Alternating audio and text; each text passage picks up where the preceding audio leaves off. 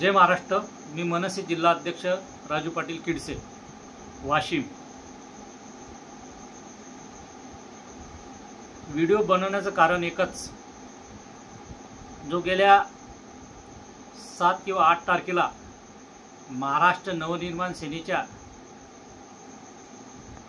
कार्यकर्त्यांना जो तोंडगाव टोल फोडला, याच्या सर्वदूर महाराष्ट्रात बातम्या झाल्या। टोल फोडण्याचं कारण आम्ही त्यामध्ये सांगितलेलं आहे।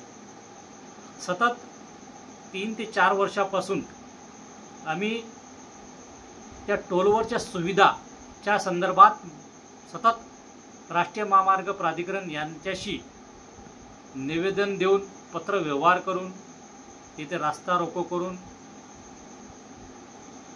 अनेक वेळेस आंदोलन करून, सर्व प्रकारच्या भूमिका आम्ही करून झालेल्या आहेत।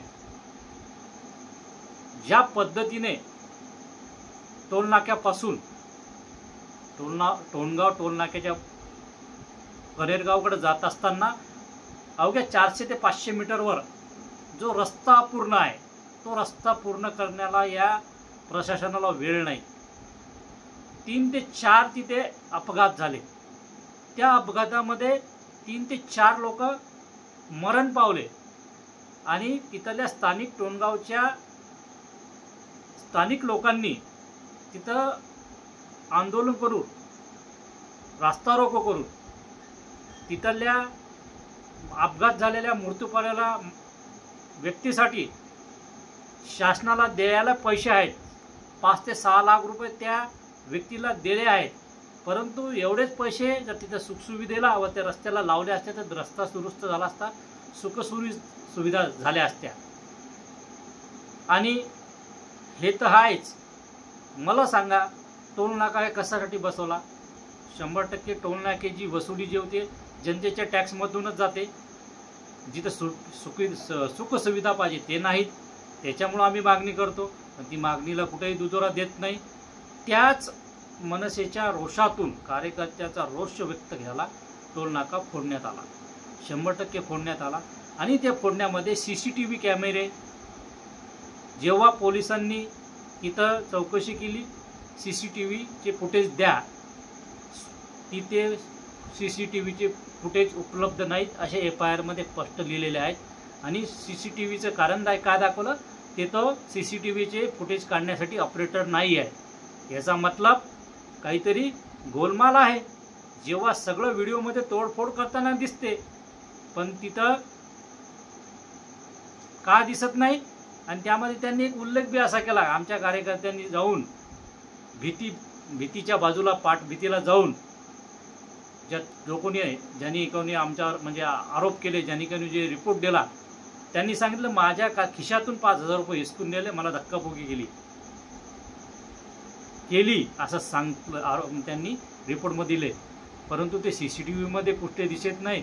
ज्यांनी व्हिडिओ काढल्या, त्या बातम्या लागल्या, त्या व्हिडिओमध्ये कुठंतरी दिसत नाही। याच्यातच असं सिद्ध होते की 100% कार्यकर्त्यांना फसवण्याचा एक भाग आहे।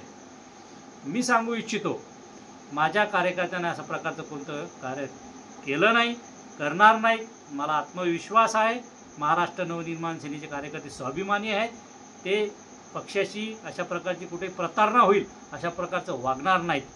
आणि जे न्यायदेवता आहे, याच्या डोळ्यावर जी पट्टी बांधलेली यांना सर्वांना वाटते, ती पट्टी येणाऱ्या काळात लवकरच ती उघडेल आणि न्यायदेवता न्याय देईल। आमचे कार्यकर्ते किंवा आम्ही पक्षाच्या वतीनं ती ताकदीनं आम्ही लढू आणि हे सिद्ध करून दाखवू। आमच्या कार्यकर्त्यावर खंडणीचे गुन्हे दाखल करण्यात आले आहे, ज्या प्रकारची खंडणी मागण्यात आली अशा प्रकारची केली आहे, लूटमार केली, डकितीची केस टाकण्यात आली।